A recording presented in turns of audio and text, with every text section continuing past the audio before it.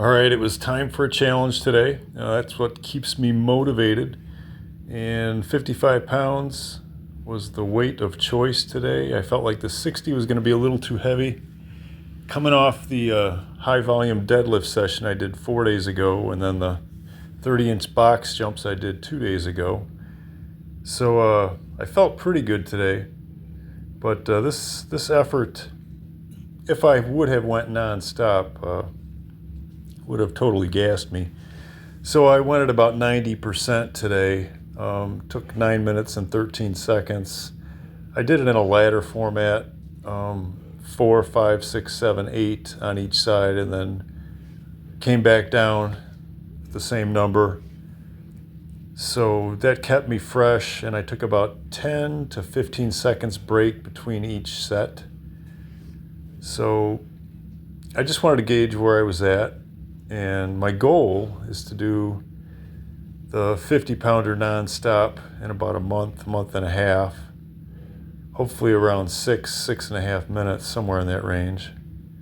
But I used to be able to do this 55 unbroken nonstop for 100 in about 5 minutes and I think it was 45 seconds. Back when I was at my kettlebell peak performance days, probably when I was 56 or 57. And yeah, it's just one of my staples to really gauge where I'm at with my fitness. And it's because the exercise itself does incorporate the total body, especially the posterior chain, your hip drive, your grip, shoulder stability on top, and the core strength and stability on the concentric as you drop that bell down. I'll even say in your quads and your calves, your whole body is just tense throughout the whole exercise. And when you're doing it for high volume reps, it really taxes your cardiovascular system. And that's why kettlebells are so awesome, because it gets the best of both worlds, cardio and strength, muscular endurance.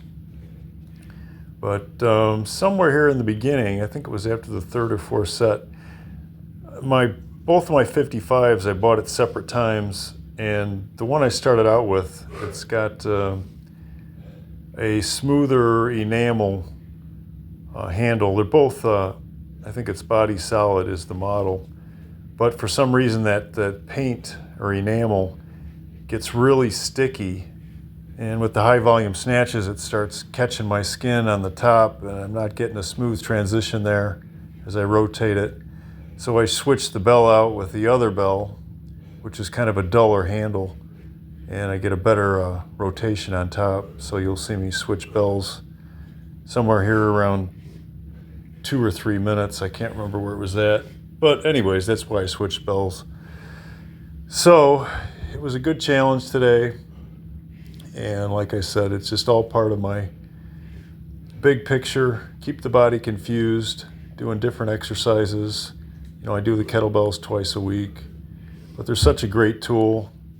Here I could do my switch, but you can do clean and presses, you could do snatches, Turkish get-ups, goblet squats. They're just such a great tool for the overall fitness program, and so convenient just to be able to do them at home or put them in the trunk of a car or do them in a park.